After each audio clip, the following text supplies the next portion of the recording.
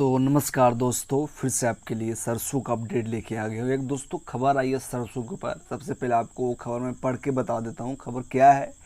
इसके बाद हम लोग भाव की ओर जाएंगे और भाव लोग पता करेंगे क्या कुछ भाव है। ठीक है, आपको दोस्तों पढ़ के बताता हूँ क्या सरकार ये फैसला ले रही है और इससे क्या नुकसान हमें होगा, क्या घाटा होगा। केंद्र सरकार ने पेट्रोल और डीजल में एक्साइज टैक्स में कटौती के बाद अब खाने के तेल की कीमतों पर नियंत्रण करने के लिए बड़ा कदम उठाया है।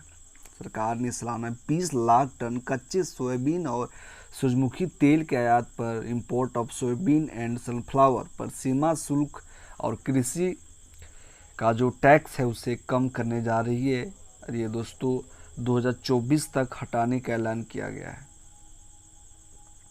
खाद्य तेलों की कीमतों के उछाल को रोकने में सरकार की काफ़ी मशक्कत करनी पड़ रही, इसलिए सरकार ने यह बड़ा कदम उठाया है। जाहिर सी बात है कि आयात शुल्क में इस छूट से घरेलू कीमतों में मंदी आएगी और रेट तो कम होगा ही, लेकिन इससे खाने का तेल सस्ता होने की संभावना नहीं है। हल्का सा संभावना है। यह छूट 31 मई 2024 तक लागू रहेगी। 31 मई 2024 तक भैया, क्योंकि सरकार को फिर वोट भी तो लेना है जनता से। देखिए दोस्तों, राजनीति कहाँ कहाँ से होता है। सरकार ने 20 लाख मैट्रिक टन सोयाबीन तेल और सूरजमुखी तेल के आयात पर 2 साल के लिए कस्टडी ड्यूटी और एग्रीकल्चर इंफ्रास्ट्रक्चर और डेवलपमेंट सेल्स कम करने का ऐलान कर दिया। इससे दोस्तों होगा क्यों? क्योंकि वहाँ से अगर तेल सस्ता आएगी तो यहाँ भी जो तेल है कम होगा और सरसों का भाव भी कम होगा। लेकिन हमें नहीं लगता कम होगा, क्योंकि सरसों भी इस वर्ष पैदा कम हुआ है, जिसके कारण रेट डिमांड बढ़ेगा। लेकिन दोस्तों अगर टैक्स ही कम हो जाए तो यह रेट तो घटेगा। अगर पेट्रोल डीजल का दाम इतना ज़्यादा है, अगर सरकार और केंद्र सरकार और राज्य सरकार मिलकर अगर एक साइड ड्यूटी जो होती है कम कर दे भैया, तो पेट्रोल का दाम 25 से 30 रुपये लीटर हो जाएगा। लेकिन टैक्स सरकार कम नहीं करती है। किसान साथियों, आयात शुल्क को कम करना सरकार के पास उपलब्ध सीमित विकल्पों से में एक विकल्प था। इस विकल्प को चुनने के बाद खाद्य तेलों की कीमतों में कितनी कमी आएगी यह कहना मुश्किल है। पहले भी सरकार ने कुछ विशेष चीज़ों का भाव कम करने के लिए ऐसा कदम उठाया है, लेकिन उनका बहुत ज़्यादा असर देखने को नहीं मिला।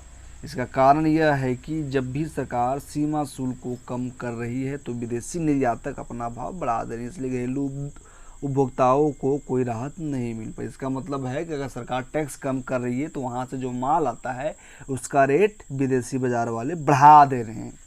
तो मतलब दोस्तों ये वही बात हो जा रहा है कि आप ये कान छुएं चाहे वो कान छुएं, आप छू रहे हैं अपना ही कान। ठीक है, तो इससे कोई फ़र्क पड़ने वाला नहीं है। लेकिन चलिए, अगर कुछ अगर भला हो जाता है भैया तो भला हो जाए, हम लोग भी चाहेंगे। लेकिन किसानों को दोस्तों नुकसान नहीं होना चाहिए, क्योंकि किसान हैं तब हम हैं। ठीक है, हम हैं तब किसान नहीं है, लेकिन किसान हैं तब हम। कुछ भाव जान लेते हैं। केकड़ी का भाव 6700, अशोकनगर का 6375, छतरपुर का 6300, बीकानेर का 6400, जोधपुर का 7600, कोटा गोयल का 6900, जयपुर 7200, दिल्ली 6950, बरवाला 6500, हिसार 6600, कैथल 6200, चरखी दादरी 6800, मुरैना 6475।